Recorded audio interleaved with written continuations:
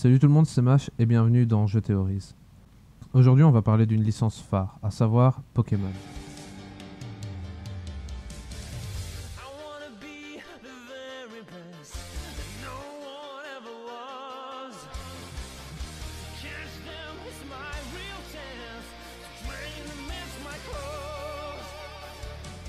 Tout comme pour l'épisode sur Majora's Mask, je pense pas avoir besoin d'expliquer ce que c'est, vu que sans ça, je vois mal comment vous auriez pu arriver sur cette vidéo, et puis je pense pas qu'il existe beaucoup de personnes à l'heure actuelle qui ne sachent pas c'est quoi Pokémon.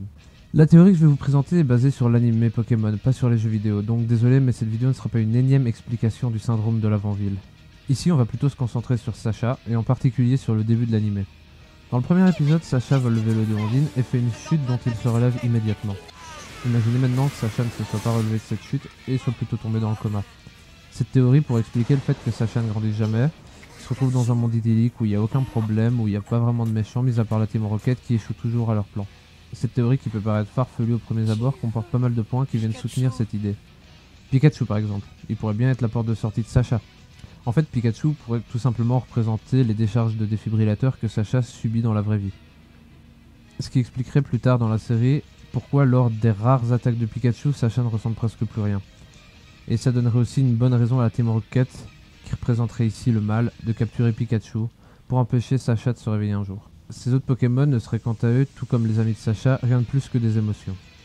Salamèche représenterait l'évolution physique et la puberté de Sacha, Carapuce serait son côté rebelle, Pierre son côté pervers, Ondine serait l'image que se fait Sacha d'une présence féminine. Et l'infirmière Joël et l'agent Jenny qui sont toujours présentes, peu importe là où ils vont, seraient comme des points d'accroche pour Sacha. Cette théorie peut aussi expliquer l'évolution des Pokémon vis-à-vis du temps. Au début de la série, on retrouve des Pokémon comme Papillusion qui est rien de plus qu'un papillon ou Nosferapti qui est clairement une chauve-souris. Et plus le temps passe et plus les Pokémon sont bizarres, comme Culbutoke par exemple. Je vois pas vraiment ce qu'il pourrait représenter à part peut-être un Punching Ball. L'explication serait que plus Sacha passe du temps dans le coma, plus son esprit part en couille.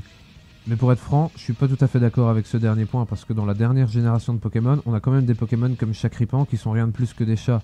Alors que dès le début de Pokémon, on en avait déjà des trucs qui tenaient pas debout. Parce que je suis désolé, mais celui qui arrive à me trouver une logique à Magnéti est pas près de naître. Sur ce, cet épisode un peu court est terminé. N'oubliez pas que c'est rien de plus qu'une théorie, qu'à aucun moment je dis que je détiens ou que je vous présente la vérité sur Pokémon. Je vous souhaite une bonne continuation sur YouTube et à bientôt pour de nouvelles théories.